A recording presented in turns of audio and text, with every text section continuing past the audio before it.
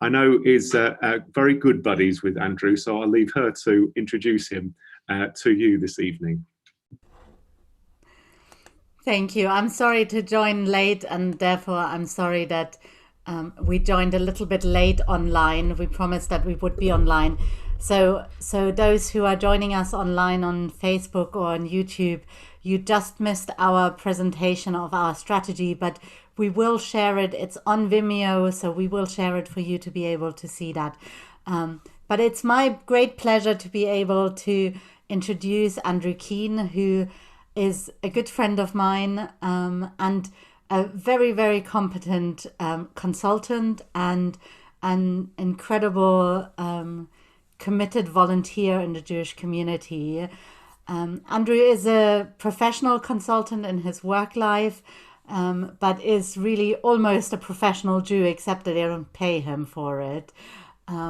He is a member of the management committee of the World Union for Progressive Judaism. He is a board member of the Jewish Agency for Israel, and has written a series of articles in E-Jewish Philanthropy, which some of you may have seen, talking about what changes organizations should be considering, or Jewish organizations should be considering right now, in order to be better capable in responding to the new realities that we face in the COVID-19 world.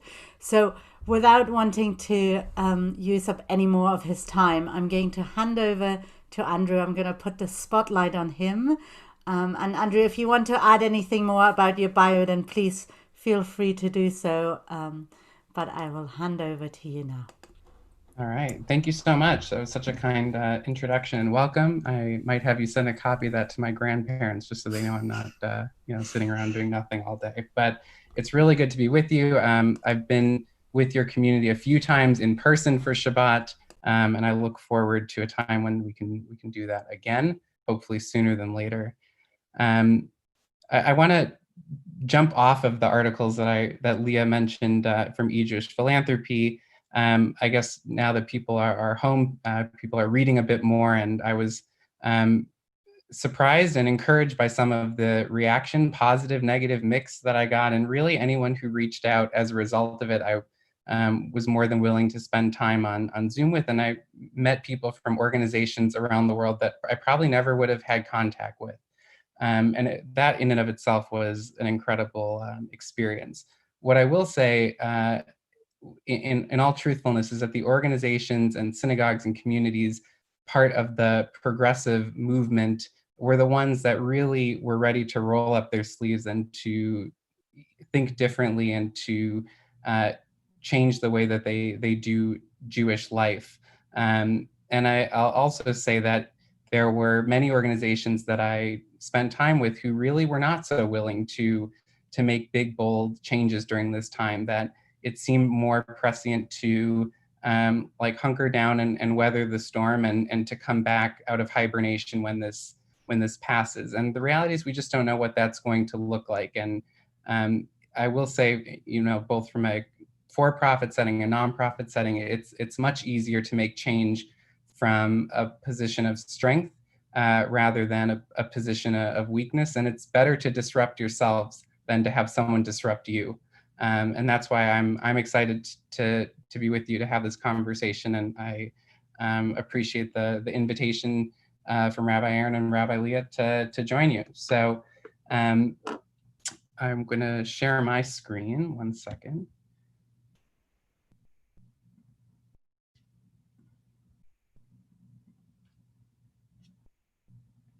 All right, so you should be seeing my screen. The basis that I'm going to talk about is around platform thinking and this shift from program to platform, although I realize that we spell it differently, but it's the same concept. And I'm going to build a little bit to get to that first. So there are some major changes that are happening in the world around us. And these aren't changes that I came up with. These aren't changes that I tried to articulate for the purpose of this presentation. They're things that we're seeing in the world around us, and we have for quite some time.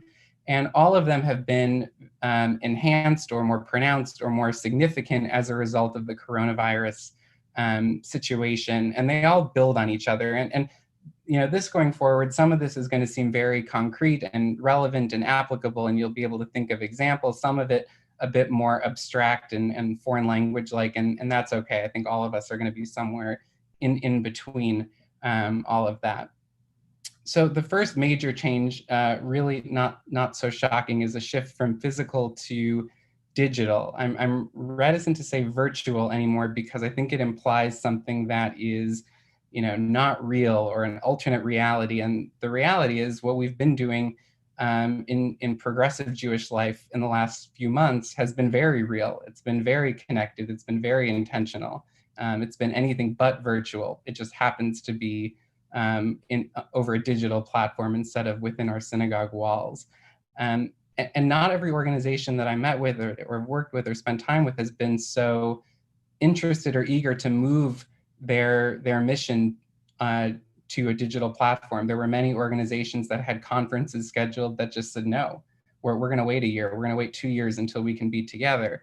That was not the response largely in the progressive movement. And I see Rabbi Baginski's on this call. Kudos to your team for jumping right in and having your own national movement conference that was supposed to be in person over a digital platform with great success. And part of this all is an experiment and a willingness to lose some of the control of some of the variables and be part of an experimentation. And I'm proud as a board member of the World Union that the leading edge of that experimentation has been within our own movement. So after that shift from physical to digital, and right now everything is on digital, at some point we're probably going to land somewhere in this hybrid environment where we'll be back and forth between physical and digital. I'm not sure if that's 3 months from now. I'm not sure if that's 6 months or 9 or who really knows. The second shift that comes out of that is a shift from brand to experience. And the whole notion of experience, capital E experience, is that whatever interaction people have with your organization or your company, it contributes either a positive or negative value to how your organization is perceived and the experience that a person has from it or with it. And in digital, virtual, we're so captive to a screen, and we're able to toggle back and forth between all types of different content, Jewish content, non-Jewish content, professional learning, news. And what we're finding is that the organizations and the companies that provide the best experience, and best experience is incredibly ambiguous because it's in the eye of the beholder. It's not something you can say, well, we have the best experience. That's something that you need to validate. People are toggling between things very rapidly, and it puts a lot of pressure to create an excellent experience. And the shift from brand to experience is really about leaning into what people are perceiving and what people are gaining value from, rather than just your name as an organization and trying to correlate some,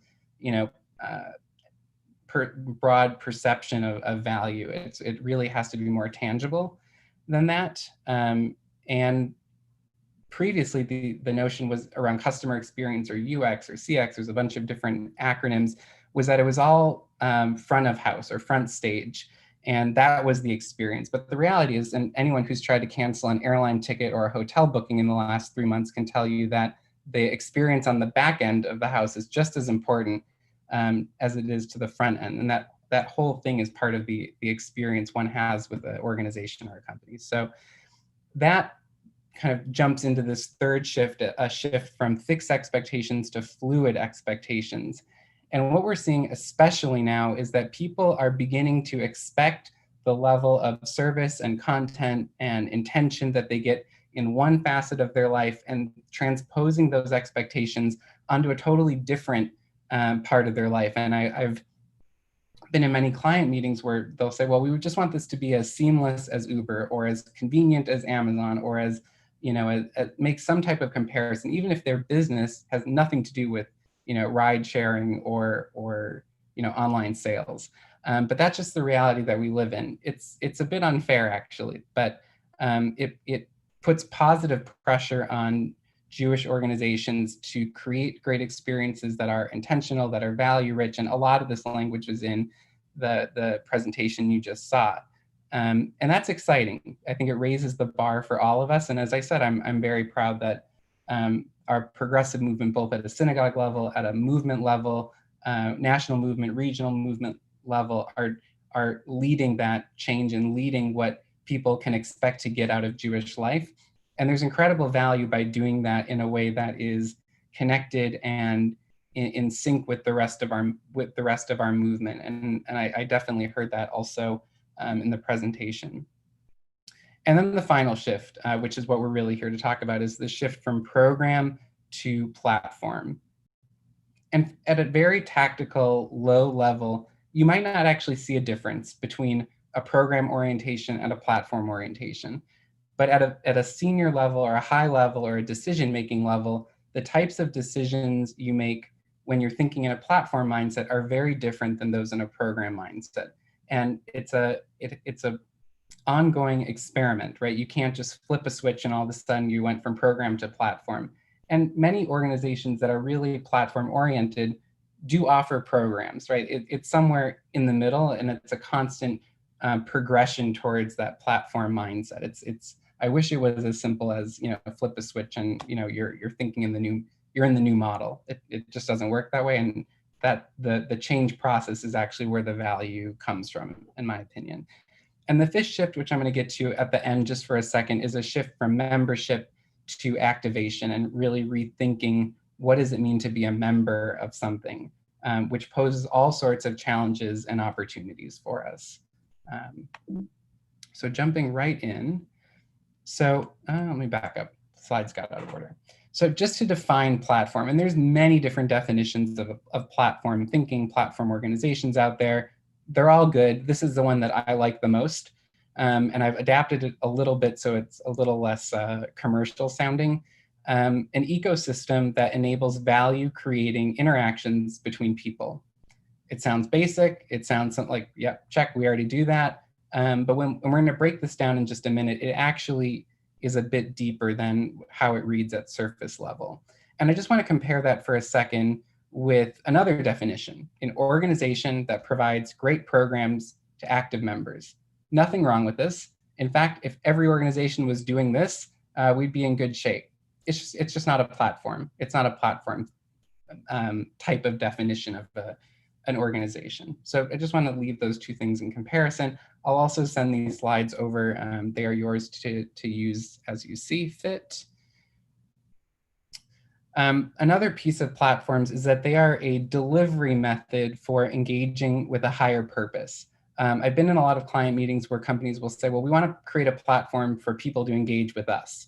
Well, that's not why we're here. We're here to create a platform to engage with something much more meaningful and much more powerful. In this case, Judaism or Jewish life or liberal Judaism.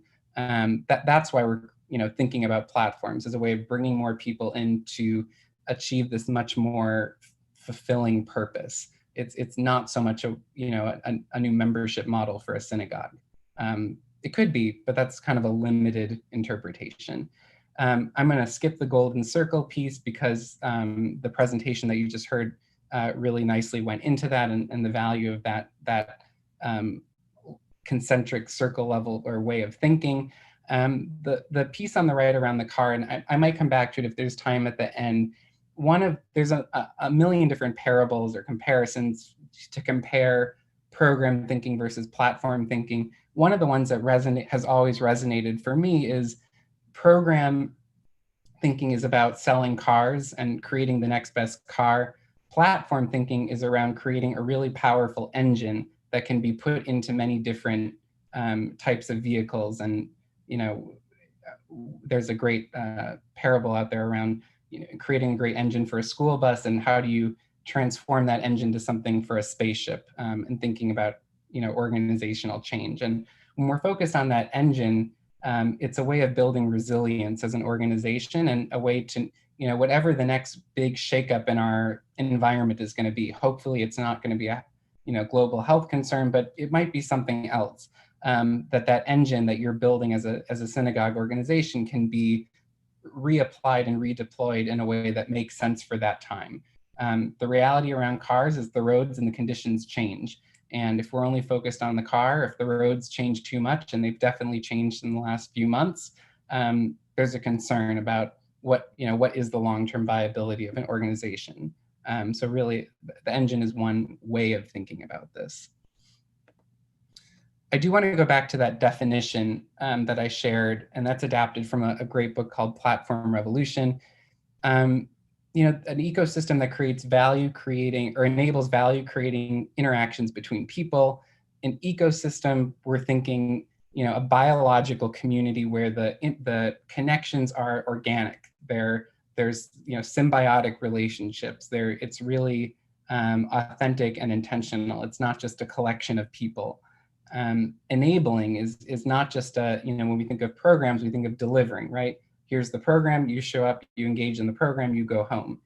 Enabling really puts everyone in the driver's seat of their own experience, of their own Jewish experience, and it gives people license and authority, lowercase a authority, to create Jewish life for the people in their network. And I'll touch on that a little bit more in a minute. Value creating, where, not surprisingly, where the value outweighs the cost. And I think right now there's a huge opportunity for Jewish life because people are craving connection, and Jewish community is a great way to bridge that gap. And right now it's going to be exclusively digitally over digital. In the future, it's going to be some hybrid, but that's a piece of value that, Amazon wishes they could create, but they just can't, right? They can't bring people together, to celebrate joyous occasions, to engage with tradition and heritage. That's something that the Jewish world is uniquely poised to create value in. And interactions, word we use all the time, but the focus on the definition is reciprocal, that this is really a connection between people, that people are constantly in this giving and receiving mentality, that not everyone is showing up to receive, that there's actually everyone has something to give to this equation as well. And the role of a platform, and I put in a bunch of app examples, or well, not only app examples, because I think they're the easiest to understand. But the reality is a synagogue or an organization is much more complicated than an app, right? And that's good, it should be. But we think of WhatsApp, we're connecting to people who want to call or have a communication with each other. Uber, people who are looking for a ride and people who have a car. Instacart or Ocado or one of the other grocery services that have come, that have bubbled up in the last several months, especially connecting people who need food and people who have the ability to deliver it. Limud, an example from the UK, that has actually been a global platform in and of itself, connecting teachers and learners. And so part of the paradigm shift in a platform orientation is that people are in upload mode rather than download mode. They're in creator mode. How can I help create something within this framework? They are sharers of their own experience, of their knowledge, of their experience and expertise. They invite people in. Part of the success of platforms is that they grow organically and quickly, because if you create a great experience that creates value, people will bring their friends in. Or their loved ones in, and that is encouraged in a platform orientation or way of thinking. And people lead. People aren't just followers, right? They have the ability and the framework to lead their own path or their own sub community within the whole platform or organization or whatever you want to call it. Platforms are also multi-sided. And just an example for Uber, many drivers who drive for Uber also ride for Uber, and vice versa. Many people, almost everyone who goes to Limud is just as much a teacher as they are a learner, right? And in a well-constructed platform, people are always going to be oscillating between sides of this platform. At some time, you might be a participant in a Shabbat dinner. At other times, you might be a host of a Shabbat dinner, right? And the fluidity of going between those roles. are characteristics of good platforms. And the role of a Jewish platform, right? There's a million different platforms for a million different purposes, but the role of a Jewish platform is to make that connective tissue between people Jewish. There's a lot of things that we could do to connect people that aren't really authentic to our tradition, our heritage, our community, our culture, our values, and the role that we play as a progressive Jewish organization at a synagogue level, at a movement level, is to make that connective tissue between people Jewish and to unlock value in that way, and to make it exciting and relevant, and to meet people where they are. And I would just say, thinking one level above, and I'm drawing on, my role on the board of the World Union, is progressive Judaism is a platform in and of itself, in that at every level we are connecting Jews to Judaism in a way that is relevant and makes sense and is innovative and is communal. We're connecting Jews to Jews, where we're not just expecting Jews to show up and listen and learn. We're expecting them to build community together, right? That's a communal effort.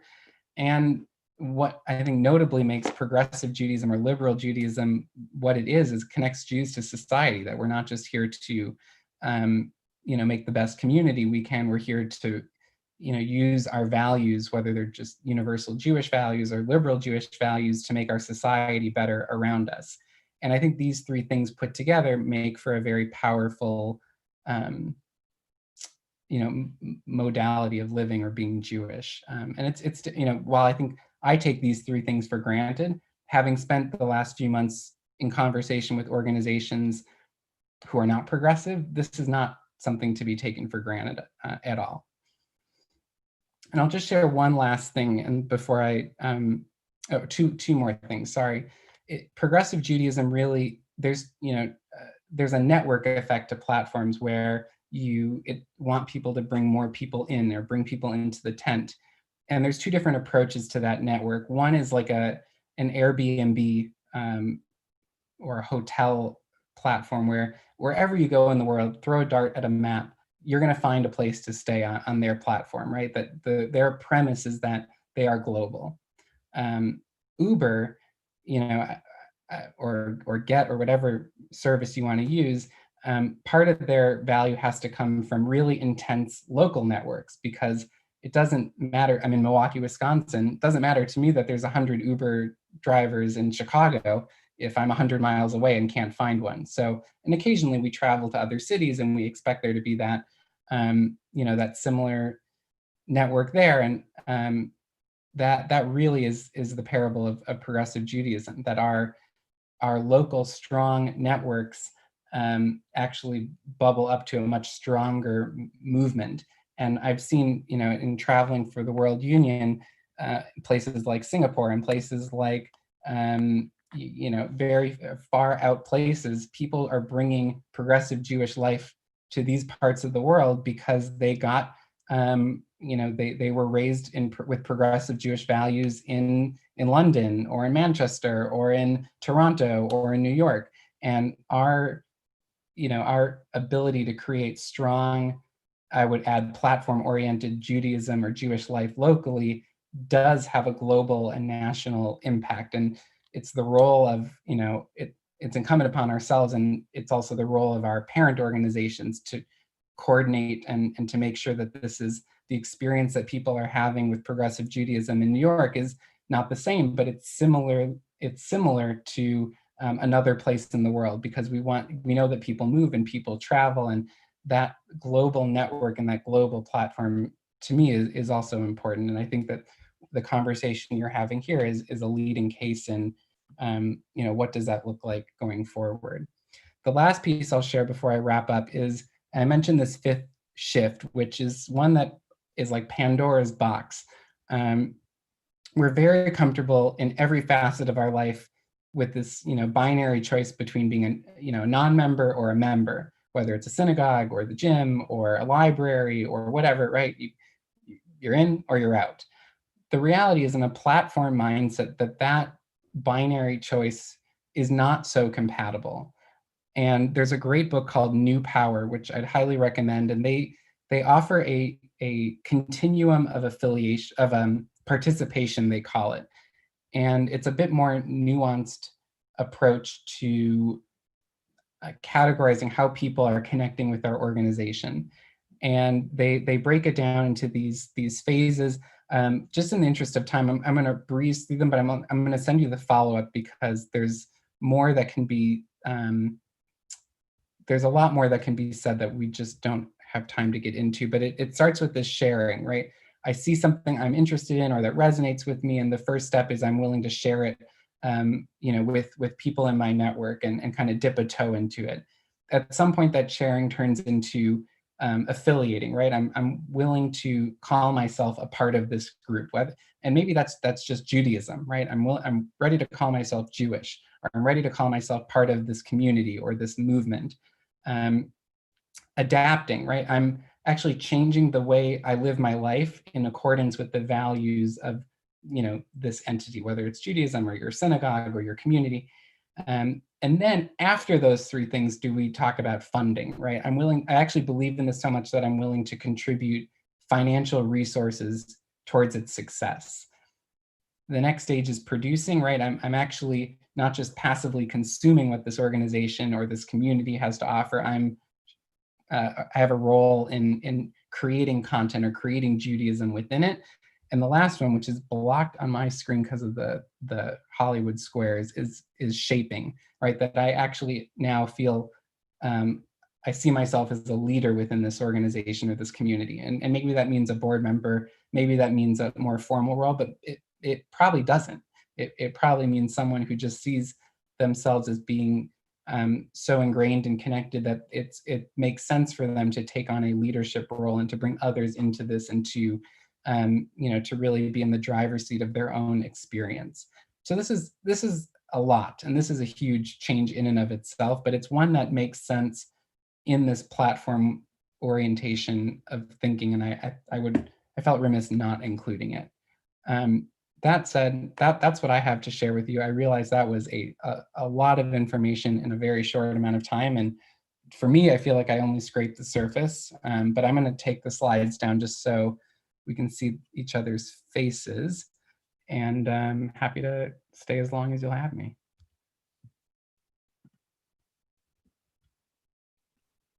That's fantastic. And Andrew, thank you so much for sharing an incredible amount of thought. It really is a huge amount to allow to soak in one go. But what I really love is the opportunity to engage with you and engage with really serious thinking, which is informing many organisations around the world at this moment in time. We're all struggling to work out where do we go from here. This allows us a method to be able to move forward, and very much has been what Rabbi Leah and myself have tried to engage with. We've been really, really fortunate to have you as a part of that, and so generous with your time whenever we've wanted to ask questions and to query our thinking. So thank you. This really is an opportunity for members to ask questions. There has been a huge amount, and maybe there'll be silence for a moment, which is fine because I've got a question anyway to jump in with if there isn't anybody straight away. I've got 3 screens of people, so you may want to use the chat function as well if I can't necessarily see you. Rabbi Leah will also help me as well in identifying people who are waving, and hopefully you'll be able to unmute yourself and then be able to ask some questions. So any first start-off points where we'd like to go?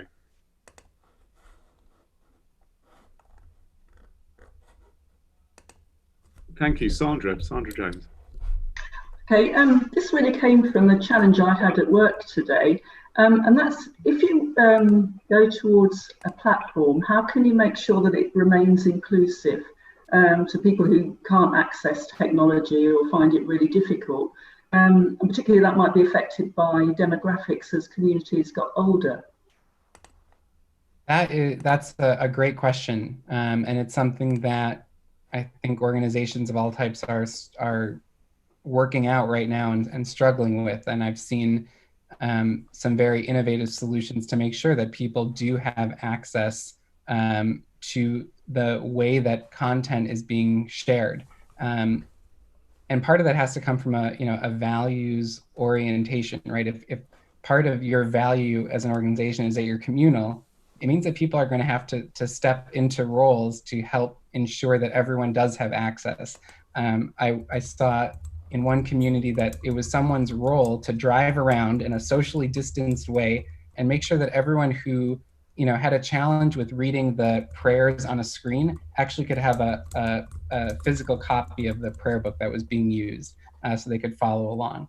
Another community I spent time with recruited a core of young people to help train members who were struggling to access Zoom or struggling to access online platforms, to make sure that by the time Friday came around, or actually before, the reason this started was there were grandparents who wanted to participate in their grandchildren's bar mitzvah 4,000 miles away, and could not work out how to get access to the same service we're using right now. So it's an ongoing experiment. There's not necessarily a recipe for it, and I think that's actually part of the excitement and the challenge of a platform, is you lose control over some of the variables that you had full control over before, and it's the job of everyone who's a part of it to put a hand in the air to say, wait, this isn't working. We gotta regroup for a minute here. We got to figure out a different solution that does work. Shaking everything up, as the pandemic has done, we had well over 100 people volunteer themselves to support our care team and to keep connected within our community. And it's really shown the way that people want to connect, and that especially that interaction between people, because we know that when we give, we receive at the same time. And it's been a very, very powerful process to go through. But we don't always have the ability to be able to do that. But certainly on occasion like this, it's been wonderful to see the engagement that we've had. David Kirk.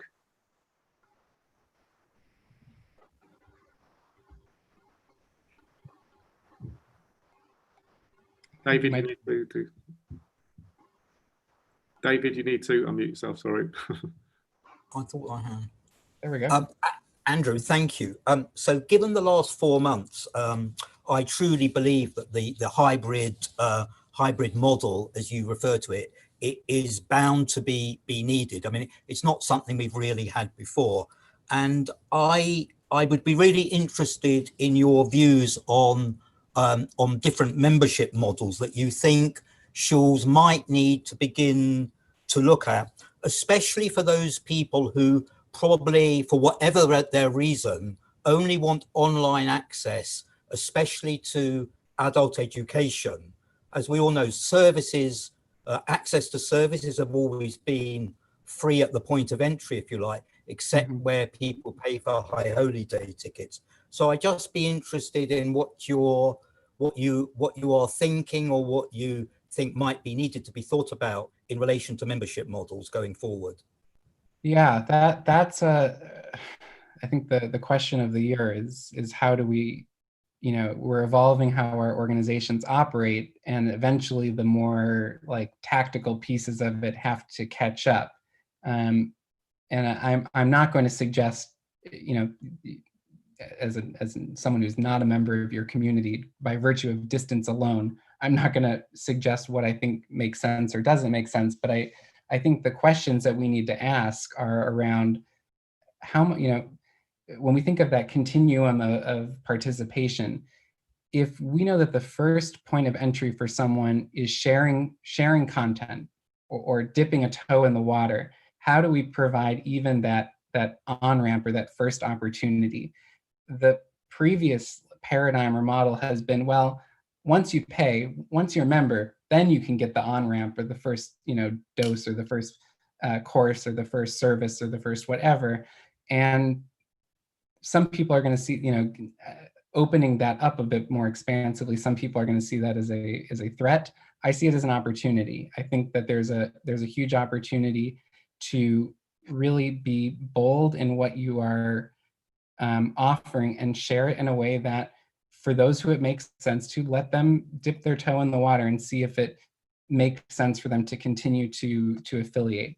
And I actually think online is far more or far less scary or intimidating for someone who, maybe does not have a strong Jewish identity, or maybe is just figuring it out, or maybe, did not grow up with strong Jewish roots, or maybe has been disconnected for quite a bit of time.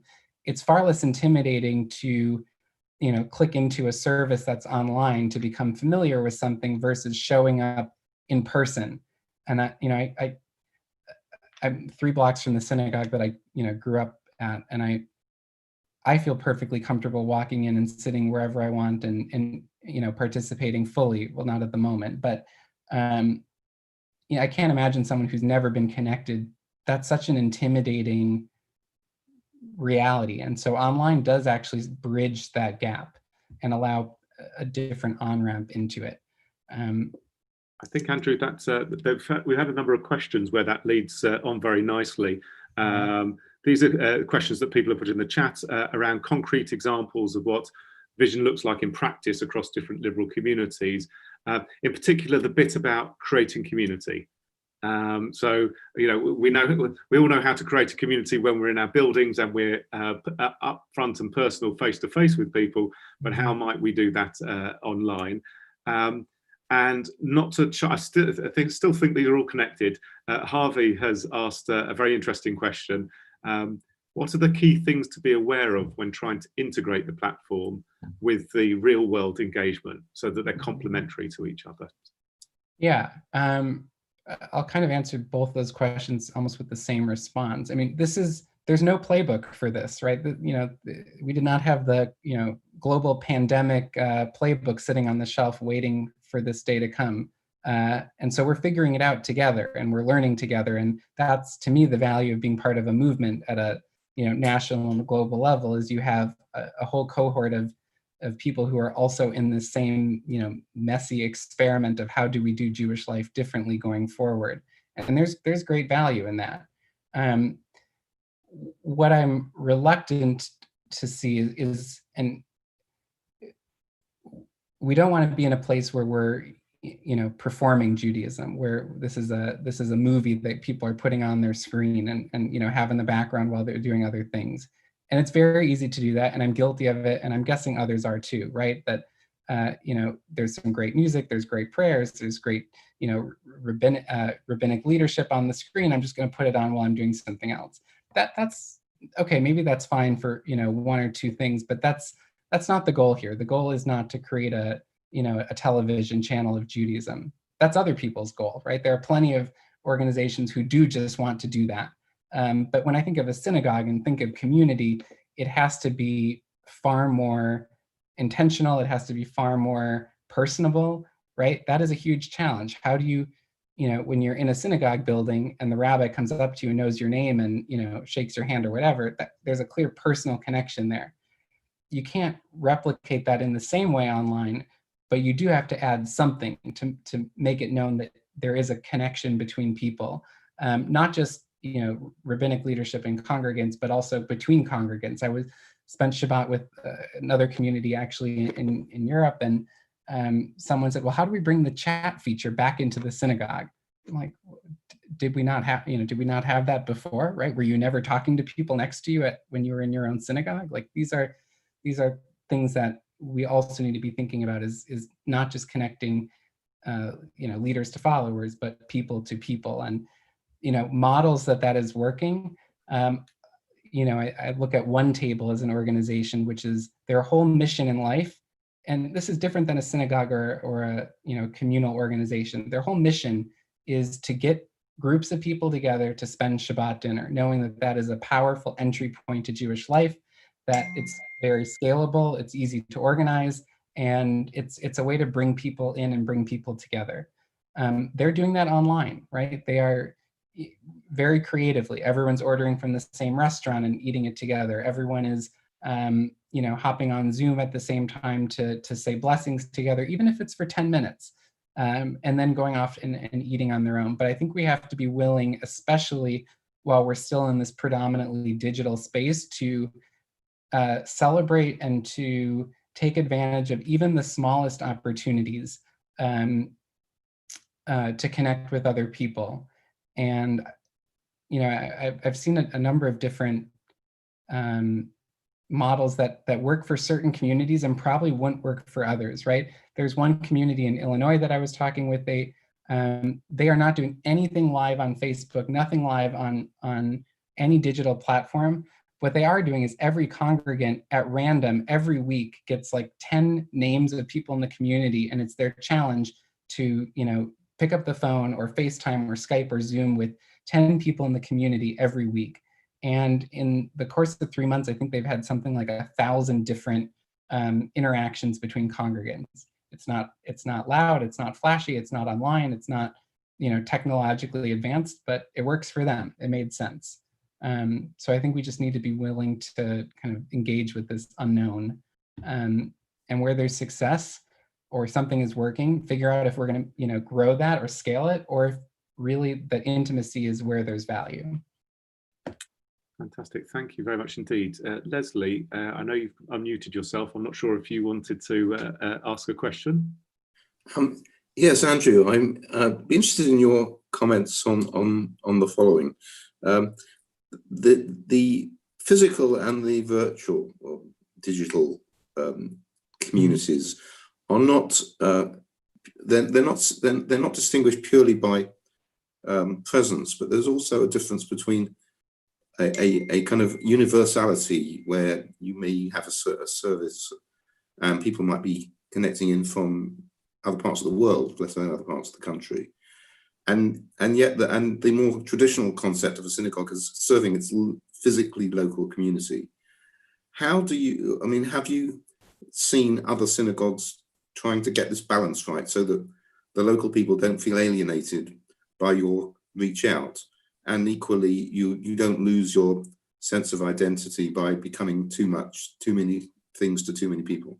Yeah, I think that's also the $1 million question that everyone is trying to figure out, because that is such a fine balance. And I remember not too long ago being at a conference where it was really before live streaming was a thing, and before you could do it on Facebook or do it on YouTube, where you had to really set up your own private portal to view it. And there was a lot of backlash to that. I don't know if you had that in your community, that, what do you mean you're gonna give it away to people that don't even live in our community? You're gonna give it away to people who aren't members? And many congregations said, yeah, that's a risk we're willing to do. One, for the inclusive factor that not everyone at every moment can make the drive or make the trek to the synagogue to be there Friday at a certain time. Many people work, unusual hours, and that's becoming more common now. And this is a way for them to bring, a bit of Judaism into their routine that doesn't necessarily align with the Jewish calendar, the Jewish, hour by hour.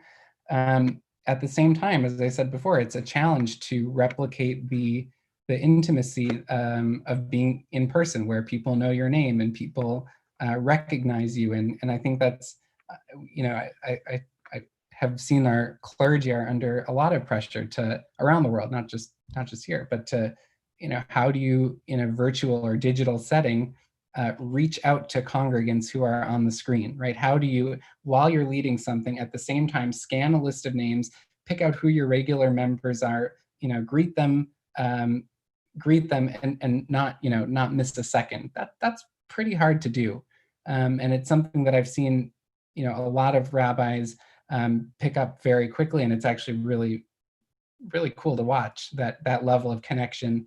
And a lot of people aren't at home right now, right? A lot of people are quarantining somewhere quite far from home, and so that connection is quite nice. At the same time, I've seen a lot of lay people step into those roles of, moderating the sidebar chat of a service or a program, saying, "Oh, Judy, it's so nice to see you. I saw you last week. Good to see you again," or something like that. And I think, that could be an appointed leadership role of someone who's there to moderate that chat. But I also think that's such an organic thing that, maybe you start doing and more people start doing, is just recognizing people and more organically bringing that level of connection and intimacy into the virtual or digital setting.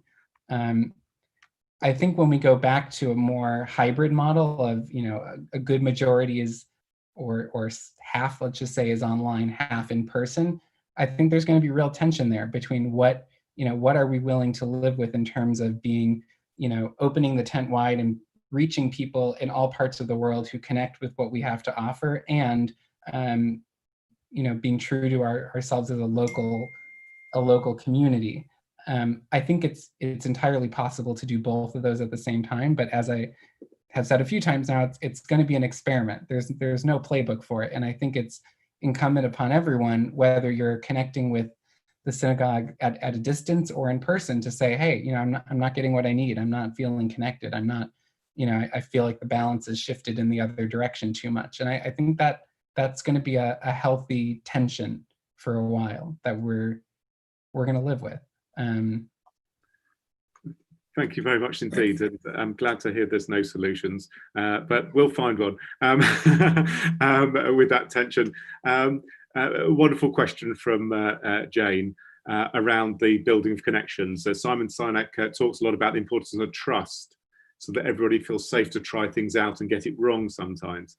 If we're going to be really bold with our Judaism, we also need to maintain this trust, as we will all have different thresholds of boldness we're comfortable with. But with trust, we feel safe to tackle challenging issues and have some of those difficult conversations. Thank you, Jane.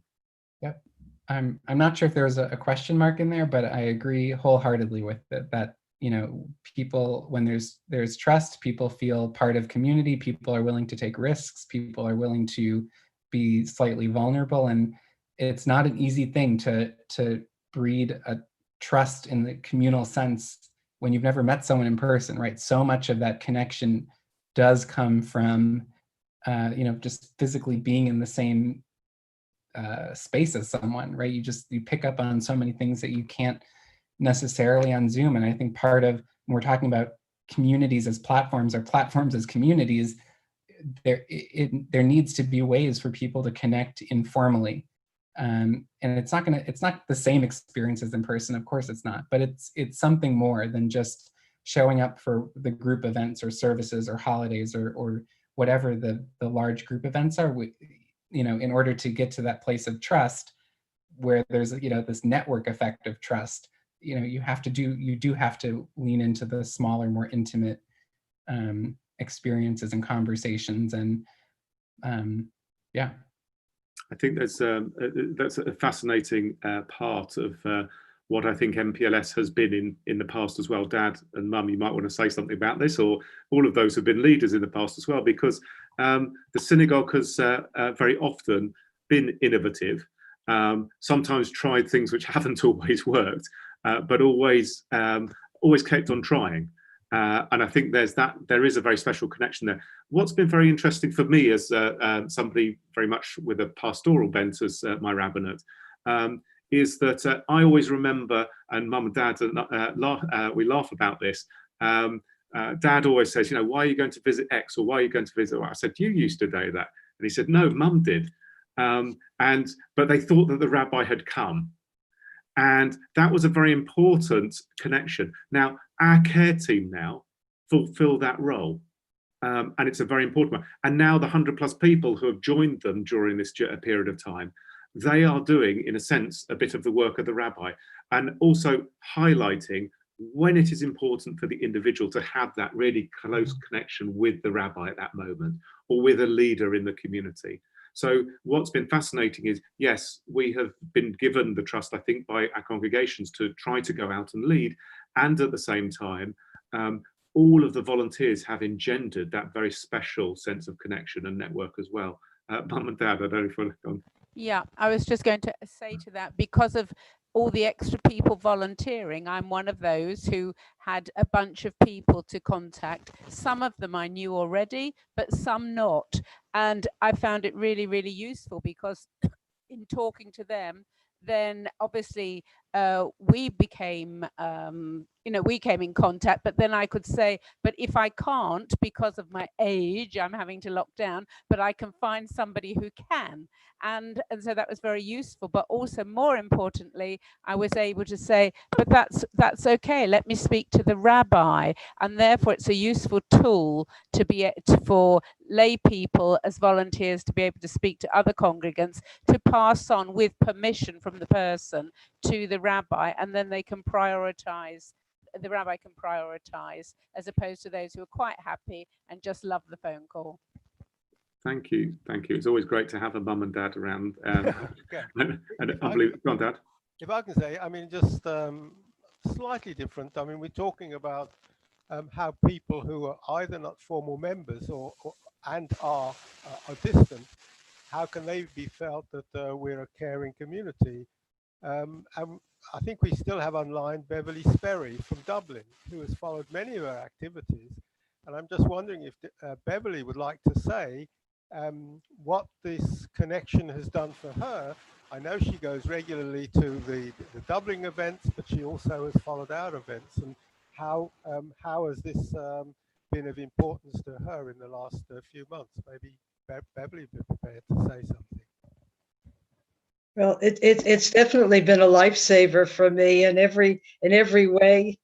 I can't speak more highly of the experience, the broadness and richness of it, the participation in services and a bar mitzvah and taking Hebrew lessons and doing Parsha study.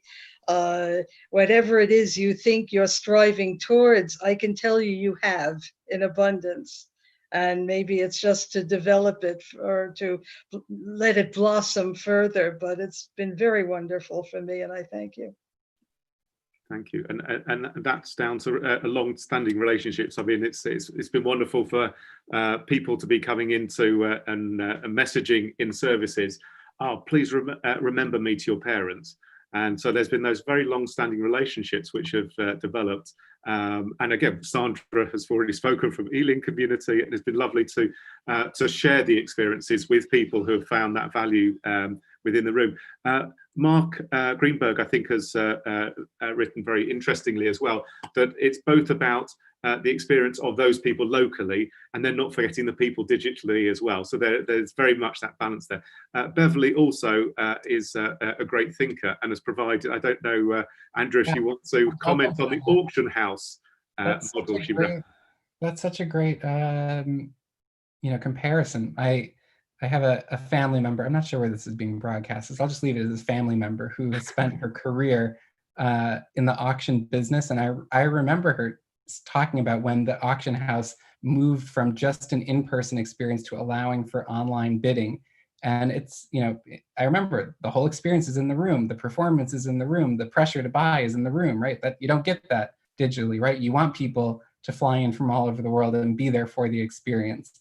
The interesting about an auction online is you actually have to be able to, in real time, not with no delay, be able to engage with the people who are in the room and vice versa, and be able to contribute to what's happening, and vice versa. And I think that's actually, maybe remove the commercial piece out of it, but the ability to create that seamless connection so people who are in the room for whatever is happening can have the same level of contribution to whatever is going on as someone who is physically distant from wherever from wherever it's happening.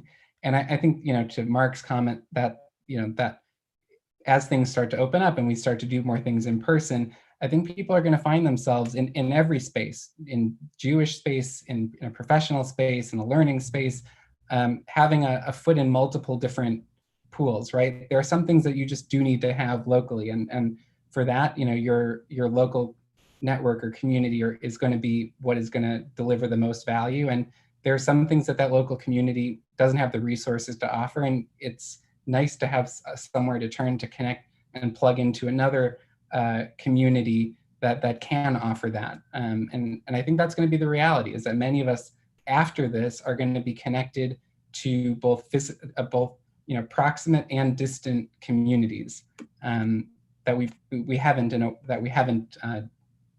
done in the same way in the past. Thank you so much, Andrew, for answering all those questions so succinctly, and for all of you for asking the questions as well. And really, this isn't an end, it's an ongoing conversation. So please do continue to ask Leah, myself, and the board of the synagogue questions, challenges, concerns that you have, so that we can really go on this journey together. We can experiment together, and hopefully make the most of what is an opportunity for us to come out very positively, being able to provide value-rich experiences and very personal experiences for people as well. I'm going to hand over now to Rabbi Leah to conclude our session now. I'm failing myself at the moment with trying to spotlight myself. 1 second. Oh, maybe I can't spotlight myself. Oh, somebody else has spotlighted me. It's your non-technical ability colleague who was able to spotlight you. So way, that's one up for me. I think maybe it's impossible to spotlight oneself. I don't know. I just wanted to say a big thank you to all of you for joining us this evening, and especially a big thank you to Andrew, not just for this evening, but also really for accompanying me and Aaron on this journey, and especially for his patience of answering my thousands of little questions at all random times of the day on WhatsApp. And Andrew always does this very patiently and very diligently, because sometimes my thoughts don't really appear only in the sessions when you have planned to talk. So a big thank you for that. Thank you to all of you. Apologies for the technical challenges at the beginning, that sometimes there was a problems with the sound about the presentation. The presentation is available online. If you look up the posts on YouTube or Facebook, that I've posted a link in there to the Vimeo file where our strategy presentation is online. The password is just NPLS. So you can access that again.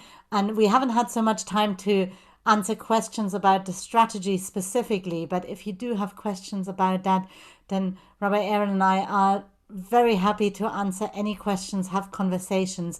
If you got excited by what you saw and what you heard, then do get in touch with us. Help us to think. So many wonderful questions that were posed here, that we need to, as Andrew said, it's a new world. We need to try and figure out the answers. We will all do better in finding the best answers for our congregation if we do so by working together.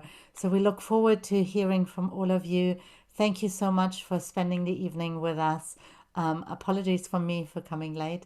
But have a wonderful evening, and we look forward to hearing from you all. Good night. Thank you, everybody.